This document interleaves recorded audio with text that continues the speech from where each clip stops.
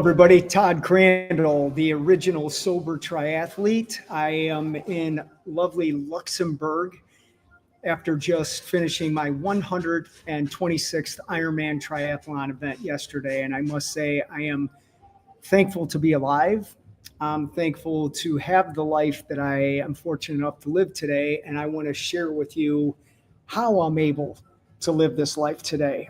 First of all, with respect to people like my former self who are battling drugs and alcohol and drug addiction is not a disease.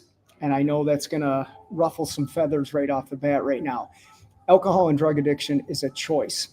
It is a choice that is made to people who have been traumatized, who don't know how to deal with that trauma, and they are choosing drugs and alcohol and self-destructive modalities because no one has been able to educate them on the impact of that trauma and offer them a balanced, holistic lifestyle to overcome that trauma and live a full, productive life. And that's what I'm here to talk to you about, including sharing my nonprofit Racing for Recovery that we will talk about in a little bit. So where does my story begin?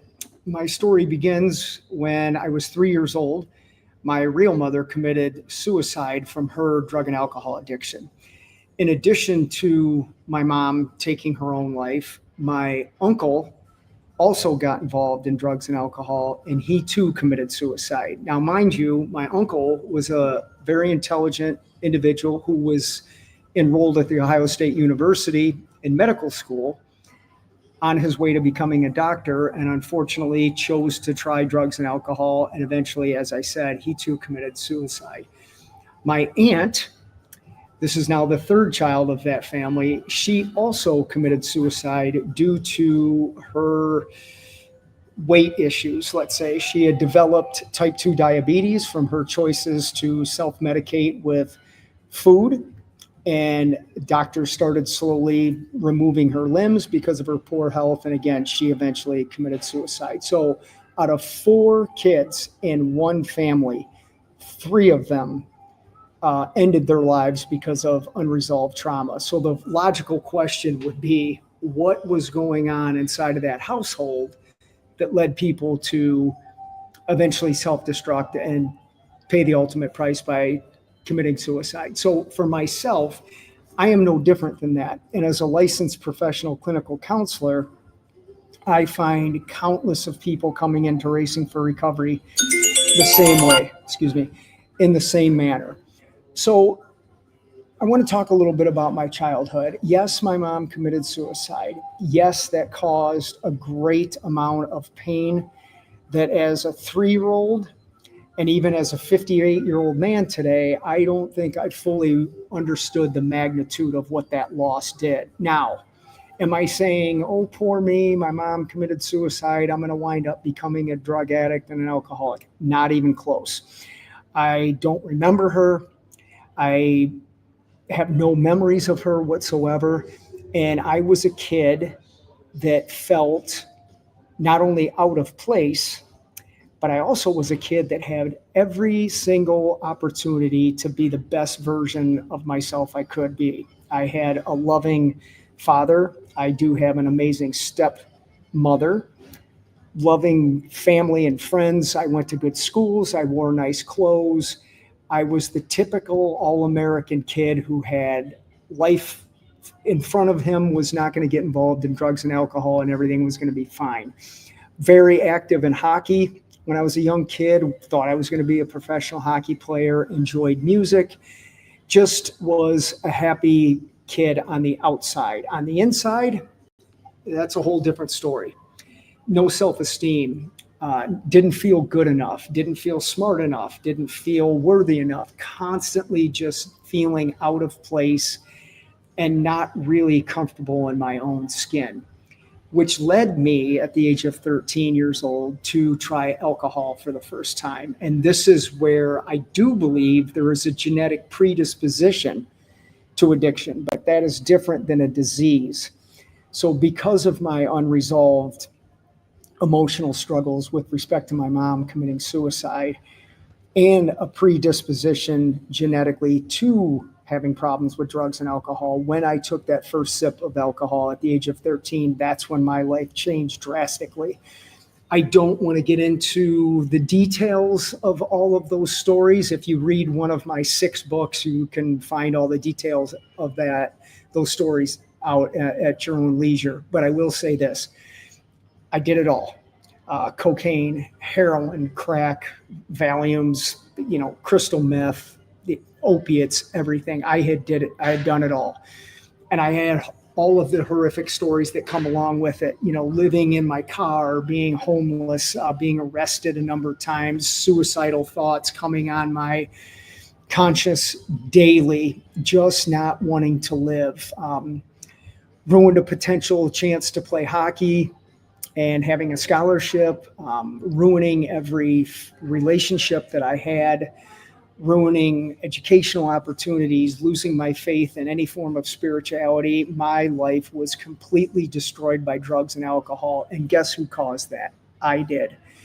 No disease, just a constant cognizant choice to think that drugs and alcohol were the answers to why I hated myself so much. And for 13 years, my life was like actually the person that I see outside right now, homeless, distraught, in despair, sad, living in fear, high anxiety, high depression. That was me. And I know that can relate to a lot of people who are hearing me talk right now.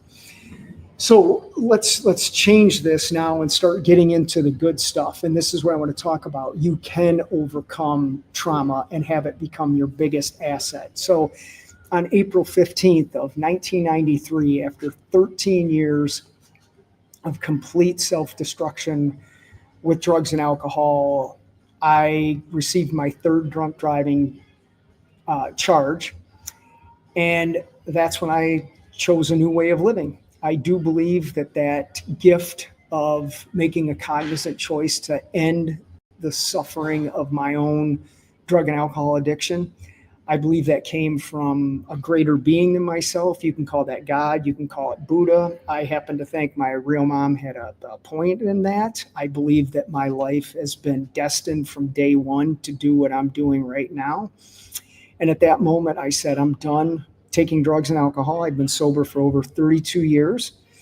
And ever since that day, and I remember it like it was yesterday, when I put the drink down for the last time, I knew 2 things. One, I was done drinking and drug taking. It was over. I knew I was never going to do it again. The second thing was I knew I could and I knew I would do anything that I worked very hard to achieve. I knew I was going to do something. Did I know it was going to be the life that I have today? Absolutely not. But I knew it was going to be something. So what did I initially do when I quit using? I wanted to find out why I hated myself so much. So I began attending self-help groups. I read books. I watched movies. I did anything that I could to help me understand the impact of trauma. And trauma is all related to the individual. Nobody can say that one person's trauma is worse than another. Trauma is trauma. Pain is pain. And I knew my pain. I just wanted to get some help to overcome that pain. Once I started to realize that I could have empathy for my mom, my uncle, and my aunt, and not anger towards them, it changed how I viewed myself. It changed how I viewed people. I live my life by empathy, humility, and gratitude. And with those 3 words and the inner drive that I've always had, that inner drive to self-destruct was now being put into self-betterment. And it started to really work for me. I went back to school. I graduated with first a sales and marketing degree, an associate's degree in that. Then I pursued a bachelor's degree in business. And eventually I went on and achieved a master's degree in counseling, which helps me in the world of being a professional clinical counselor and racing for recovery today. I picked up my athletic abilities. And in 1999, long time ago, right, I chose to do the Ironman triathlon. And for those of you that don't know what the Ironman is, it is a 2.4 mile swim, a 112-mile bike ride, and then a 26.2-mile marathon run. And as I said when I started talking today, I just did my 126th Ironman event, which either means a full distance Ironman or a half Ironman distance. And it was through doing those Ironmans, and it was actually my fourth one. I came back from Ironman New Zealand, another gift of sobriety, been able to travel the world. Our local newspaper in Toledo, Ohio, where I'm from, ran a story about my life at that point. And it was titled From Addict to Ironman. And the response from that newspaper article was overwhelming. People who I had done drugs with were contacting me, former coaches that I had, former teachers. I had a lot of people contacting me, and they were like, Todd, I can't believe you're alive, let alone doing what you're doing in your sobriety. And this is where I believe I got another gift, and that was to give back, because whatever we've been graciously given, I think we are obligated to give that back and help other people. So I started the federally approved nonprofit Racing for Recovery in 2001 to simply help everybody who's been affected by addiction to understand what addiction is, what addiction isn't, how you can overcome it, how can you live a life that you never thought was possible, and how can that life be turned around and being of service to other people. So what is Racing for Recovery? What does Racing for Recovery do? We do an annual 5K run the way that Race for the Cure has done for breast cancer. We have 28, I believe now, amazing staff members that are licensed in the field of recovery in some capacity, and we provide mental health services. I actually prefer to call them mental wellness services, but we do alcohol and drug treatment. We do housing for people who need a place to live. We have a plant-based chef. We have 2 gyms. We have implemented what I live by, which is a balanced, holistic lifestyle, physically, spiritually, emotionally, intellectually. And we clinically provide education.